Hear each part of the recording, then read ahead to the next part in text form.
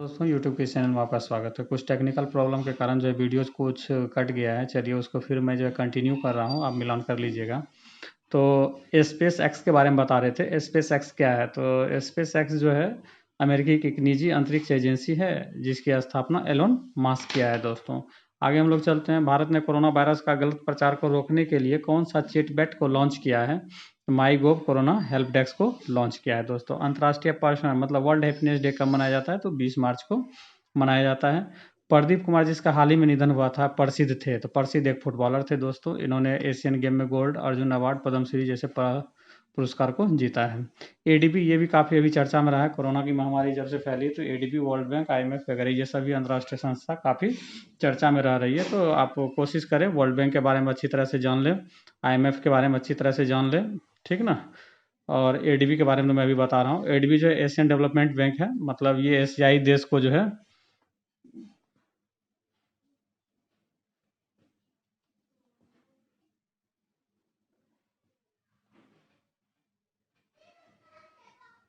ADB Asian development bank है। इसकी स्थापना 1966 में हुआ था। इसकी मुख्यालय जो है कहाँ है? मनीला में। और वर्तमान सदस्यों की संख्या कितनी? 68 है। और ये एशिया में सामाजिक और आर्थिक विकास को बढ़ावा के लिए यह कार्य करती है दोस्तों। ठीक, आगे हम लोग चलते हैं।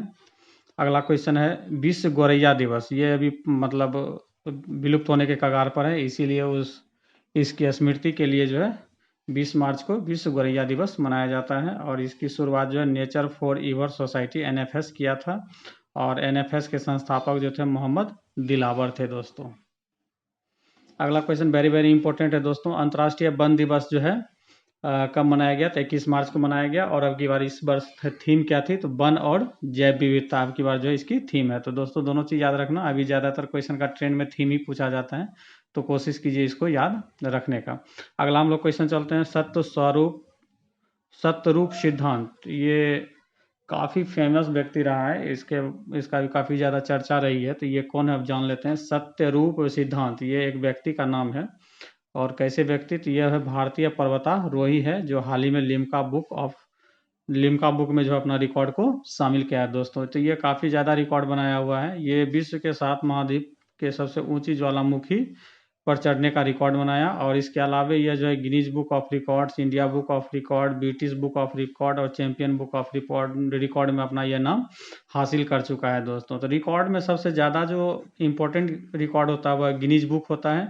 और दूसरा जो होता है लिम्का बुक होता है दोस्तों। प्रथम स्थान जो है गिनीज बुक का है, दूसरा स्थान जो है लिम्का का है। ठीक, तो चलिए आपको याद रखना है कि सत्यरूप सिद्धांत का संबंध किस क्षेत्र से है? तो यह पर्वतारोही है।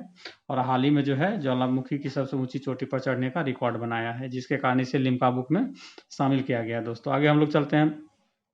हाइपरसोनिक परमाणु सक्षम मिसाइल ये भी काफ़ी चर्चा में रहा है, क्या कि अभी तक किस तरह का मिसाइल डेवलप करने वाले मात्र विश्व में 3 देश हैं, ठीक ना दोस्तों। तो चलिए इसके बारे में हम लोग समझते हैं। हाइपरसोनिक परमाणु सक्षम मिसाइल क्या है?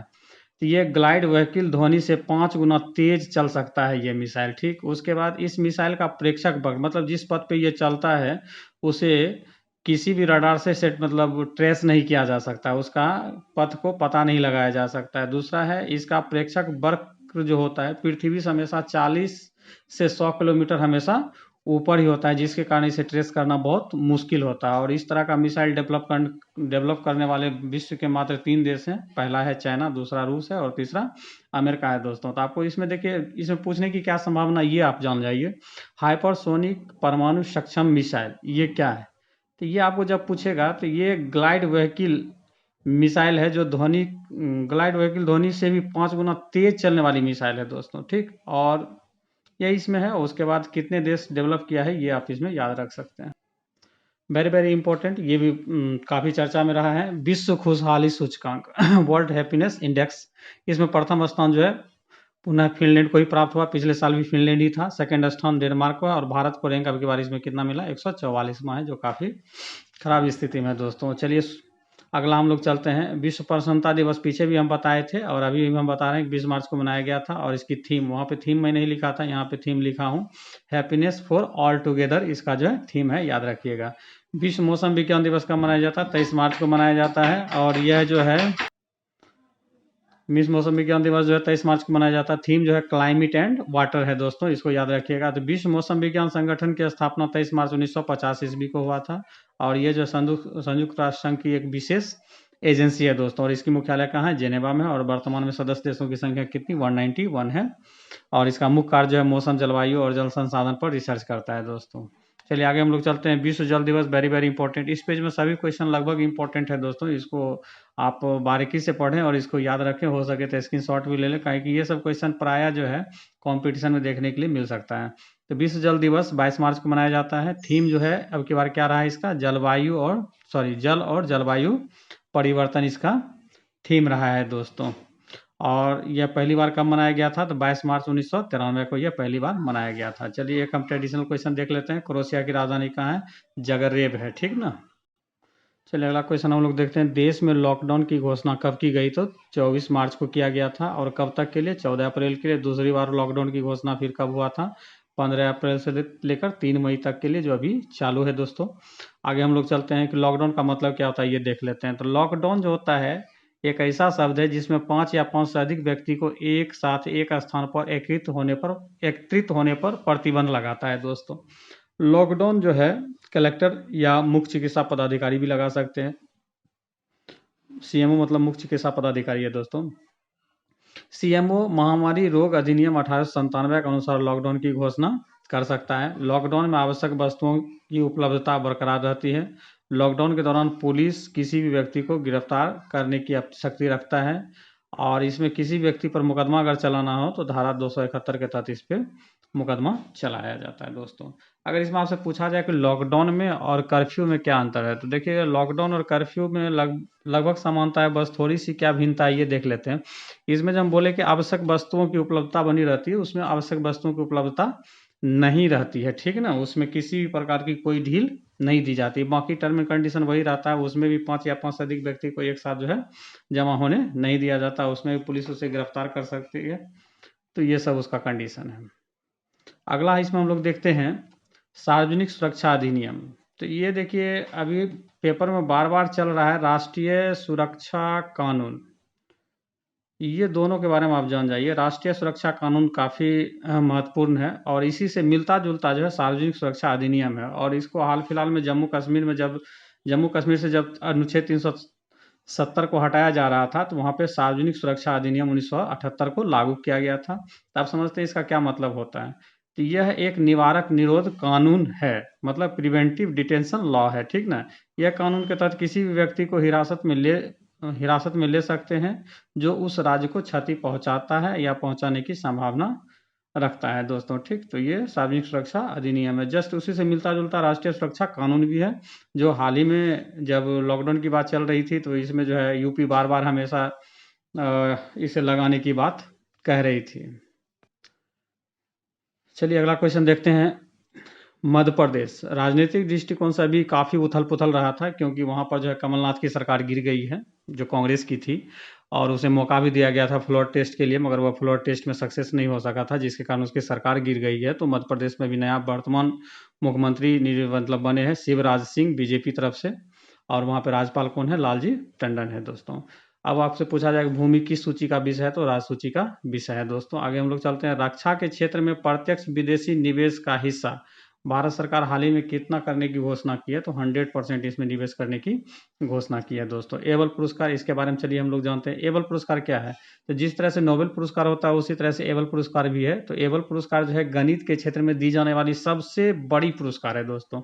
तो चलिए हम लोग देखते हैं एबल पुरस्कार 2020 के विजेता कौन है। तो हिलेल फुर स्टेनबर्ग है, जो कि इजराइल के हैं, और ग्रेगरी मार्गुलिस यूएसए के हैं। ये दोनों व्यक्ति को संयुक्त रूप से एबल पुरस्कार का विजेता चुना गया है। और ये अब उसी का डिटेल में नीचे लिखा हूँ कि एबल पुरस्कार किस क्षेत्र में दिया जाता है। गणित के क्षेत्र में दिया जाता है। इसका आरंभ कब हुआ था? तो 2003 में हुआ था, और पुरस्कार देने वाले देश का नाम क्या है? नॉर्वे है दोस्तों। और गणित के क्षेत्र में दिया जाने वाला सबसे टॉप प्राइज ये एबल प्राइज है दोस्तों। चलिए आगे हम लोग चलते हैं। विश्व क्षय दिवस, जिसे कि हम लोग टीबी भी बोलते हैं, और कहीं कहीं इसे तपेदिक भी बोलता है दोस्तों। तो इसको भी याद रखिए, तपेदिक। तो विश्व क्षय रोग दिवस, विश्व तपेदिक रोग दिवस, या विश्व टीबी रोग दिवस, कुछ भी पूछे तो इसका जो है कब मनाया जाता है? 24 मार्च को मनाया जाता है। और इसका थीम अब की बार क्या रहा है दोस्तों? तो इट्स टाइम इसका थीम रहा है। चलिए अगला क्वेश्चन देखते हैं। मनु डिबंगो का संबंध किस क्षेत्र से था? तो ये सैक्साफोन वादक था और ये फिरका के थे। हाल ही में कोविड-19 के कारण इसकी मौत हुई। तो ये आप इसमें याद रखिएगा, मनु डिबंगो का संबंध किससे? तो ये सैक्सोफोन वादक थे, ठीक है, इसको याद रखिएगा। आगे हम लोग चलते हैं। अंतर्राष्ट्रीय फिल्म पर्यटन सम्मेलन में IIFTC टूरिज्म इम्पैक्ट अवार्ड 2020 किसे दिया गया है? तो जोया अख्तर को दिया गया है, ये डायरेक्टर है भारत का। आगे हम लोग चलते हैं। SBI ने भारत में कोरोना वायरस से लड़ने के लिए 2020-21 के वार्षिक लाभ का कितना प्रतिशत हिस्सा देने की घोषणा किया है? तो 0.25% देने की घोषणा किया है। आगे हम लोग चलते हैं। कुरिल द्वीप, तो सबसे पहले याद रखना कि कुरिल द्वीप ये कहाँ अवस्थित है। तो सबसे पहले ये हम लोग देख लेते हैं। कुरिल द्वीप जो है रूस में है और ये काफी चर्चा में रहा था। देखिए कैसे चर्चा में रहा था वो हम लोग देख लेते हैं। कुरिल द्वीप जो हाल ही में चर्चा में रहा, वर्तमान में किस देश के अधीन है? तो रूस में है। कुरिल द्वीप जो है यह प्रशांत महासागर में है और इसे ही रिंग ऑफ फायर कहा जाता है। अगला क्वेश्चन है, हंता क्या है? तो एक प्रकार का यह भी वायरस है जो चूहा से फैलता है और इसे कहाँ देखा गया है? तो चीन में देखा गया है। आगे वेरी वेरी इंपॉर्टेंट क्वेश्चन है दोस्तों। MSCS 4028 क्या है? तो MSCS 4028 एक गेहूं का जो है ना उच्च प्रोटीन किस्म को खोजा गया है और ये जो है एंटीबायोटिक का निर्माण करता है बॉडी में, जिससे कि कुपोषण होने में या बीमारी से लड़ने में काफी मददगार साबित हो रहा है, इसलिए इसे काफी चर्चा में देखा गया। तो चलिए सबसे पहले हम लोग इसमें देखते हैं कि MSCS, तो इसमें याद रखना MSCS 4028 क्या है? तो यह जो है गेहूं की एक किस्म है दोस्तों। आगे हम लोग चलते हैं। कलाड़ा क्या है? कलाड़ा क्या है तो देखते हैं। कलाड़ा जो आर्टिफिशियली इंटेलिजेंस है जो ESO के द्वारा लॉन्च किया गया है। यह क्या करेगा? तो यह वाट जो है कोविड-19 के संभावित लक्षणों को खोजने में यह मदद करेगा, तो इसको याद रखिएगा। आगे हम लोग चलते हैं। 2020 में ओलंपिक का आयोजन कहाँ होना था? टोक्यो में, जो 1 साल के लिए टल चुका है। फिर भी याद रखना है आपको। 2024 में कहाँ होगा? पेरिस फ्रांस में होगा। और 2028 में कहाँ होगा? लॉस एंजिल्स में होगा। आगे हम लोग चलते हैं। वॉलमार्ट जो कि अमेरिकी एक कंपनी है, उसका अभी हाल ही में CEO किसे बनाया गया, मतलब चीफ एग्जीक्यूटिव ऑफिसर किसे बनाया गया? तो समीर अग्रवाल को बनाया गया, क्योंकि ये भारतीय है, ठीक ना दोस्तों। तो याद रखिएगा वॉलमार्ट किस देश की कंपनी है? USA की। और वॉलमार्ट का CEO हाल ही में किस भारतीय को नियुक्त किया गया? तो समीर अग्रवाल को नियुक्त किया गया। आगे हम लोग चलते हैं। G20, मतलब G20 जो है विकासशील देशों का एक समूह, याद रखिएगा। एक G7 होता है, G7 जो होता है विकसित देशों का समूह होता है दोस्तों, ठीक ना। और G20 जो है ये विकासशील देशों का समूह है। तो G20 के आपातकालीन वर्चुअल मतलब आप समझिए, तो वर्चुअल का अभी बहुत ज़्यादा प्रयोग हो रहा है, हालांकि अब छोटे छोटे स्तर पे भी हो रही है। तो इसका मतलब ये हुआ कि जब कोई बैठक होती है तो आमने सामने बैठ के होती है, मगर इतनी समय अब व्यस्तता होने के कारण उसे वीडियो कॉन्फ्रेंसिंग के द्वारा अगर उसे किया जाए तो उसी को हम लोग वर्चुअल बोलते हैं, वर्चुअल शिखर सम्मेलन बोलते हैं, ठीक। तो G20 के आपातकालीन वर्चुअल, वही हो गया वीडियो कॉन्फ्रेंसिंग शिखर सम्मेलन का आयोजन कहाँ किया जाएगा? सऊदी अरब में किया जाएगा दोस्तों, ठीक। उसके बाद यहाँ पे लिख दिए G20 का सदस्य भारत भी है। और G20 किसका है? कैसे देशों का समूह है? तो विकासशील का है, विकासशील देशों का समूह है। आगे हम लोग चलते हैं। प्रधानमंत्री मोदी की अध्यक्षता में केंद्रीय मंत्रिमंडल ने किस बैंक को पुनर्पूंजीकरण मतलब रिकैपिटलाइजेशन करने की घोषणा किया है? तो क्षेत्रीय ग्रामीण बैंक को किया गया है दोस्तों। आगे हम लोग चलते हैं। Wadia, very very important, this is very very important. Wadia institute of Himalayan geology, यह संस्थान, तो सबसे पहले ये जानना कि Wadia institute of Himalayan geology ये इंस्टीट्यूट करती क्या है? तो दोस्तों ये ग्लेशियर जो पिघलती है तो उस पर पैनी नजर रखती है। और हाल ही में जो है सिक्किम के बहुत सारे ग्लेशियर जो है पिघल के, बड़े बड़े ग्लेशियर पिघल के जो है बहुत छोटा हो गया, तो उसी पर ये एक रिपोर्ट जारी किया था। तो आपको अभी विशेष रूप से इसमें याद रखना है कि Wadia institute of Himalayan geology यह इंस्टीट्यूट किसके अंतर्गत कार्य करती है? तो ये भारत सरकार के विज्ञान एवं प्रौद्योगिकी विभाग के अंतर्गत कार्य करती है। और ये इंस्टीट्यूट है कहाँ? तो देहरादून उत्तराखंड में है दोस्तों। चलिए अगला क्वेश्चन देखते हैं। हाल ही में भारत ने रेलवे के आधुनिकीकरण के लिए किस देश के साथ समझौता किया है? तो जर्मनी के साथ समझौता किया है दोस्तों। और ये जर्मनी के साथ समझौता जो किया है तो वह कौन सी कंपनी है? GmbH कंपनी है दोस्तों। अभी BPSC का अगर ट्रेंड देखिएगा तो बस वो कंपनी के नाम के साथ पूछ लेता है कि हाल ही में GmbH कंपनी के साथ जो है भारत समझौता किया है। GmbH किस देश की कंपनी है? तो आपको याद रखना जर्मनी की है। इस तरह का 2-3 क्वेश्चन मैं लिखा हूँ, उस पर ध्यान दीजिएगा। अगला क्वेश्चन है प्रधानमंत्री गरीब कल्याण अन्न योजना। अभी कोविड-19 के महामारी से पूरे भारत नहीं, पूरे विश्व झेल रही है। तो भारत भी इससे अछूता नहीं है। तो इसके लिए वैसे गरीब व्यक्ति जो डेली जो है कमाता था, खाता था, उसकी समस्या को दूर करने के लिए प्रधानमंत्री गरीब कल्याण अन्न योजना लाया गया है। इसमें 3 महीने तक जो है, मतलब लॉकडाउन की अवधि में 3 महीने तक 5 केजी चावल और गेहूं मुफ्त दिया जाएगा।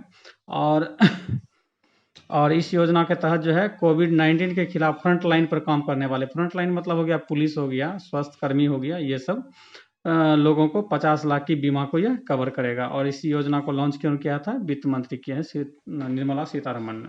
आगे हम लोग चलते हैं फीफा आप जान रहे हैं फुटबॉल की सबसे बड़ी अंतर्राष्ट्रीय संस्था है दोस्तों। फीफा ने कोविड-19 अभियान के लिए किस भारतीय फुटबॉलर को शामिल किया? तो ये सुनील छेत्री को शामिल किया। और सुनील छेत्री जो भारत के फुटबॉलर हैं, ठीक ना। और इस अभियान का नाम क्या रखा गया? Pass the message to kick out coronavirus. चलिए अगला दोस्तों देखते हैं नेशनल बुक ट्रस्ट NBT। अभी ये भी चर्चा में रहा था, कि लॉकडाउन की अवधि में अधिकांश मतलब 100% आदमी जो है घर पे हैं, तो उसका बहुमूल्य समय किस तरह से बहुमूल्य कार्यों के साथ बीते। तो इसके लिए भारत सरकार ने नेशनल बुक ट्रस्ट के साइट पे कुछ अच्छे बुक्स को अपलोड किया गया है, ठीक ना। तो ताकि जो है फुर्सत के पल में वो साइट पे जाके अच्छे किताब का अध्ययन कर सके। तो नेशनल बुक ट्रस्ट के बारे में हम लोग जानते हैं कि जानने का कोशिश करते हैं क्या है नेशनल बुक ट्रस्ट NBT। इसकी स्थापना 1957 में किया गया था। और यह जो है मानव संसाधन मंत्रालय के अधीन कार्य करती है। और इसका मुख्य कार्य जो है उच्च शिक्षा को बढ़ावा देना होता है। चलिए आगे हम लोग चलते हैं। सऊदी अरब का क्राउन कौन है? क्राउन प्रिंस कौन है? मोहम्मद बिन सलमान है। क्योंकि यहाँ पे हाल ही में G20 का बैठक हुआ था और उसकी अध्यक्षता जो है मोहम्मद बिन सलमान ही किए थे, ठीक। आगे हम लोग चलते हैं एमपीलेट्स का मतलब होता है member of parliament local area development होता है, ठीक ना। तो इसमें देखते हैं संसद स्थानीय क्षेत्र विकास योजना के अंतर्गत भारत सरकार एक MP को अपने क्षेत्र में विकास करने के लिए एक वित्तीय वर्ष मतलब क्या, 1 साल में कितनी राशि देती थी? तो 5 करोड़ देती है। और ये इसलिए चर्चा में रही है काहे कि 2020 मतलब 2021 और 21-22 में इस योजना के तहत राशि जो है किसी भी MP को नहीं दिया जाएगा, इसे सस्पेंड कर दिया गया है, इसलिए यह चर्चा में रहा था। इसमें हो सकता है क्वेश्चन आपसे पूछे कि MP-लेट्स के तहत भारत सरकार एक MP को अपने स्थानीय क्षेत्र के विकास के लिए कितनी धनराशि देती थी? तो 5 करोड़ देती है। अगर बिहार की बात करें दोस्तों, तो बिहार जो है केंद्र के तर्ज पे ही है। तो बिहार में जो है एक MP को खर्च करने के लिए 5 करोड़, और एक MLA की बात बोलें जिसे हम लोग विधानसभा सदस्य बोलते हैं, उन्हें 3 करोड़, और MLC की भी बात बोलें विधान परिषद सदस्य का, तो उसे भी 3 करोड़। और तो यहाँ पर सिंपल सी बात है, MP और मतलब लोकसभा और राज्यसभा का जो भी सदस्य होगा उसे 5 करोड़, और विधानसभा और विधान परिषद का जो भी सदस्य होगा उसे 3 करोड़, ये 1 वर्ष में खर्च करने के लिए दिया जाता था। आगे हम लोग चलते हैं। वैश्विक मानवीय प्रतिक्रिया योजना का आरंभ किस अंतर्राष्ट्रीय संस्था द्वारा आरंभ किया गया? तो UNO संयुक्त राष्ट्र संघ के द्वारा किया गया है। और इसका मुख्य उद्देश्य क्या है? तो यह सबसे गरीब देशों को कोरोना वायरस से लड़ने के लिए $2 बिलियन दिया जाएगा। कोरोना वायरस मरीजों को किस रसायन का मुहर होम क्वारंटाइन के लिए लगाया जाता है? तो सिल्वर नाइट्रेट का मुहर लगाया जा रहा है, AGNO। जो सिल्वर नाइट्रेट का मतलब होता है AGNO3। और इसका पहली बार प्रयोग जो है ब्रिटेन के द्वारा 1962 में किया गया था। तो ये अमिट एक स्याही होती है, इसकी प्राय यूज जो है चुनाव में भी किया जाता है, और अभी हाल फिलहाल में कोरोना वायरस के मरीजों के हाथ पे लगाने में किया जाता है दोस्तों। आगे हम लोग चलते हैं, वेरी इंपॉर्टेंट क्वेश्चन, ऑपरेशन नमस्ते क्या है? तो भारतीय थल सेना द्वारा देश में कोरोना वायरस को रोकने के लिए एक ऑपरेशन है, और उसी का नाम ऑपरेशन नमस्ते रखा गया था। थल सेना का अध्यक्ष अभी कौन है? तो नरवणे हैं। आगे हम लोग चलते हैं, सतीश गुजराल जी का हानि में निधन हुआ था, ये कौन थे? चित्रकार थे, कलाकार थे, बहुत सारे चीज थे। तो इसमें आप याद रखिएगा कि ये क्या थे? चित्रकार थे। और ये जो है अपने भारत के पूर्व प्रधानमंत्री IK गुजराल के भाई हैं दोस्तों। आगे हम लोग चलते हैं, आप कमेंट बॉक्स में एक छोटा सा क्वेश्चन जरूर लिख के बताएंगे, RBI का वर्तमान गवर्नर अभी कौन है दोस्तों। चलिए आगे हम लोग चलते हैं, very important question now. Zika, जिस तरह से वहाँ GmbH याद करवाए थे, उसी तरह यहाँ आपको याद रखना जीका, GICA। जीका किस देश की वित्त पोषित एजेंसी है जो 3 मेगा रेल अवसंरचना परियोजना के लिए भारत के साथ समझौता किया है? तो जापान का है, ठीक ना। तो इसमें याद रखिएगा जीका जापान का है, MB वहाँ जो बताए थे वो आपका जर्मनी का था दोस्तों। चलिए क्वेश्चन फिर रिपीटेड लिखा गया, फिर हम लोग देख लेते हैं। सतीश गुजराल के बारे में लिखें कि यह प्रसिद्ध चित्रकार थे। ये भारत के पूर्व प्रधानमंत्री इंद्र कुमार गुजराल के भाई थे, और इसकी प्रमुख कीर्ति जो थी ये आप जरूर याद रखें, डेज ऑफ ग्लोरी पहले कीर्ति जो कि काफ़ी प्रसिद्ध हुआ था, और मॉर्निंग एंड मास ये इनकी प्रसिद्ध पेंटिंग थी। ठीक, तो इसे याद रखें। चलिए आगे हम लोग चलते हैं। क्रिसिल एवं मूडीज क्या है? तो यह क्रेडिट रेटिंग एजेंसी है दोस्तों, जो किसी भी देश की विकास दर का अनुमान लगाती है। आगे हम लोग चलते हैं। अर्थ आवर 2020 कब मनाया गया था? 28 मार्च को मनाया गया था। इसमें जो होता है शाम के समय में 8 बज मतलब शाम के समय में एक समय निर्धारित की जाती है 1 घंटे की। उस समय जो है अनावश्यक बिजलियों के उपभोग को रोका जाता है, उसे बंद करके हम लोग रखते हैं। तो अर्थ आवर मनाने की जो सिलसिला जो है 2007 से शुरू हुआ था। ठीक, बस इसमें इतने ही याद रखें, ज़्यादा ये खास। चलिए आगे हम लोग चलते हैं। कोरोना वायरस के लिए एंटीबॉडी परीक्षण शुरू करने वाला दुनिया का पहला देश कौन सा बन गया? तो ये अपना भारत है दोस्तों। ये जो है एंटीबॉडी परीक्षण शुरू करने वाला दुनिया का पहला देश बन गया। आगे हम लोग चलते हैं। कोरोना वायरस को रोकने के लिए किस राज्य ने टीम 11 का गठन किया है? यूपी सरकार ने किया है। हाल ही में चर्चा में रही थी। अभी हाल ही में चर्चा में ये भी काफ़ी ज़्यादा रहा है, BS4 एवं BS6। तो BS4 का स्टेज दोस्तों भारत में समाप्त हो चुकी है। अब जितने भी भारत में वाहन दिखेगी वो BS6 की दिखेगी। तो इसमें ज़्यादातर क्वेश्चन पूछा जाता है BS1 BS2 BS4 BS5 जो भी है, BS6 ये किस क्षेत्र का है? तो ये ऑटोमोबाइल, मतलब ये जो वाहन का निर्माण करती है ऑटोमोबाइल क्षेत्र से जुड़ा हुआ। और BS का फुल फॉर्म क्या होता है? भारत स्टेज होता है। ठीक ना, भारत अभी वाहन के निर्माण में किस स्टेज में? BS6 में कदम रखा है। आगे अभी चर्चा में रहा था PM केयर्स। PM केयर्स एक ऐसी अकाउंट का नाम रखा गया है जिसमें कोविड-19 के महामारी से लड़ने के लिए पूरे भारत के जनताओं से आग्रह किया गया था कि जिसे जितना संभव हो इसमें डोनेट करें। तो उसके लिए एक अकाउंट का निर्माण किया गया था, अकाउंट खुलवाया गया था, उस अकाउंट का नाम PM केयर्स रखा गया था। अब चलिए देखते हैं इसके बारे में। कोविड-19 के संकट में फंड जुटाने का यह क्या है? अकाउंट है। यह अकाउंट किस बैंक में? SBI में है। PM केयर्स का अध्यक्ष कौन है? प्रधानमंत्री हैं खुद। और इसके सहयोगी सदस्य कौन कौन है? वित्त मंत्री, रक्षा मंत्री और गृह मंत्री, ये जरूर याद रखेंगे। उसके बाद PM केयर्स का फुल फॉर्म क्या था वो देख लेते हैं। तो prime ministers citizen assistance and relief in emergency situations. फिर एक बार हम बोल देते हैं, prime ministers citizens assistance and relief in emergency situations. चलिए फिर हम चलते हैं। S&P क्या है? ये भी जो है रेटिंग एजेंसी है जो क्रेडिट मतलब विकास दर को मापन करता है। इधर पीछे भी हम आपको बताए थे, क्रिसिल बताए थे, मूडीज बताए थे, उसी तरह से S&P भी है, ये भी रेटिंग एजेंसी है दोस्तों। आगे हम लोग चलते हैं। केन सुमुरा, जिनका हाल ही में कोरोना वायरस से निधन हुआ, किस देश से संबंधित है? तो यह जापान है, और जापान के ये हास्य कलाकार थे जिसका मतलब कोरोना से मृत्यु हुई है। अगला हम लोग चलते हैं। अगला है, अमेरिका में 50 वर्षों से प्रकाशित होने वाली किस भारतीय अखबार है दोस्तों, अखबार ने अपना मुद्रण संस्करण को बंद कर दिया? तो इंडिया एब्रॉड है, ये जो अपना संस्करण को बंद कर दिया है। G20 के व्यापार व निवेश मंत्री स्तरीय बैठक आयोजन में भारत के तरफ से किसने भाग लिया? तो केंद्रीय वाणिज्य मंत्री पीयूष गोयल ने भाग लिया है। चलिए आगे हम लोग चलते हैं। भारत में पर्यटन मंत्रालय ने विदेशी पर्यटकों के लिए कौन सा पोर्टल को लॉन्च किया? तो स्टैंडर्ड इन इंडिया लॉन्च किया है। Very very important. साइप्रस की राजधानी कहाँ है? निकोसिया। नागरिक लेखा दिवस कब मनाया जाता है? 1 मार्च को। उसके बाद चलते हैं। पूर्व प्रधानमंत्री मोरारजी देसाई का जन्म दिवस कब मनाया जाता है? 29 फरवरी को मनाया जाता है। ये पेपर में था तो उसका हम बर्थडे को लिख लिए। छत्तीसगढ़ का वर्तमान मुख्यमंत्री कौन है? भूपेश बघेल है। उसके बाद अगला क्वेश्चन हम लोग देखते हैं। उत्तराखंड के मुख्यमंत्री त्रिवेंद्र सिंह रावत, सबसे पहले तो याद रखना कि उत्तराखंड के मुख्यमंत्री कौन है? त्रिवेंद्र सिंह रावत है, जिन्होंने हाल ही में घोषणा किया है कि उत्तराखंड की ग्रीष्मकालीन राजधानी गैरसैंण होगा। तो आप याद रखिएगा, उत्तराखंड का ऐसे राजधानी देहरादून है, बट ग्रीष्मकालीन राजधानी कहाँ है? गैरसैंण है। आगे हम लोग चलते हैं।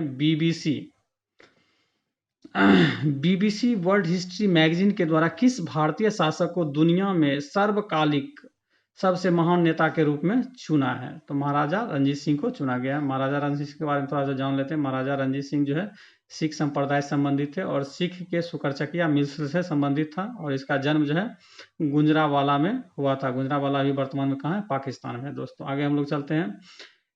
क्रिकेट विश्व कप फाइनल खेलने वाली विश्व की सबसे युवा खिलाड़ी कौन है? शेफाली वर्मा है, भारत की महिला खिलाड़ी है। चलिए अगला देखते हैं दोस्तों। सिपरी, ये सिपरी एक संस्था है जो कि हथियारों के आयात निर्यात का अनुमान लगाता है, उसमें रैंकिंग जारी करती है कि कौन सबसे ज़्यादा आयात करता है, कौन सबसे ज़्यादा निर्यात करता है दोस्तों। तो चलिए, सिपरी एक अंतर्राष्ट्रीय संस्था है जिसका मुख्य कार्य है विश्व के प्रमुख हथियार आयातक निर्यातक देशों की, देश छूट गया है दोस्तों, देशों की रैंकिंग जारी करना।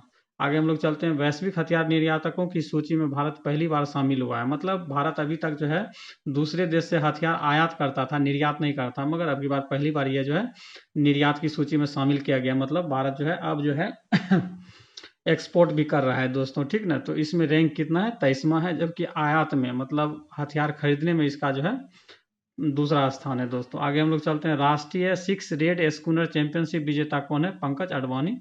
आगे हम लोग चलते हैं, the medical termination of pregnancy amendment bill 2020। मतलब गर्भपात जो है पहले 20 सप्ताह तक कानूनी वैध होती थी, इसमें हाल फिलहाल में 2020 में संशोधन किया गया है। तो इसमें आपको ये याद रखना है कि अधिकतम कितने सप्ताह की गर्भपात कानूनी रूप से वैध है, तो 24 सप्ताह का, ठीक, जो कि पहले 20 सप्ताह था दोस्तों। आगे हम लोग चलते हैं, केंद्रीय स्वास्थ्य मंत्री कौन थे, सॉरी अभी वर्तमान में कौन है, डॉक्टर हर्षवर्धन है। तो मार्च के करंट में बस इतना ही दोस्तों, और लगभग इम्पोर्टेंट जो सेक्शंस था मैंने उसे कवर किया है। और थोड़ा सा आप लोग को लगता होगा कि थोड़ा डिटेल ज़्यादा हो रहा है, तो डिटेल दोस्तों अभी पढ़िएगा तो आगे चल के आपका कॉन्सेप्ट बहुत ही बेहतर रहेगा और आसानी से किसी भी क्वेश्चन को समझ के बना सकते हैं। थोड़ा सा मेरा ये क्वेश्चन जो लिखने का तरीका है वो पीसीएस के व्यू से मैं लिखता हूँ, इसलिए थोड़ा सा वो लेंदी दिखता है, थोड़ा सा ज़्यादा लिखावट लिखा हुआ रहता है। बट इसमें आप अपनी ज़रूरत के हिसाब से जितना हो सके, अगर वनडे एग्जाम दे रहे हैं तो वनडे हिसाब से आप उसको आप अपने कॉपी में नोट कर सकते हैं दोस्तों, ठीक। तो चलिए आज के लिए इतना ही, बहुत बहुत धन्यवाद।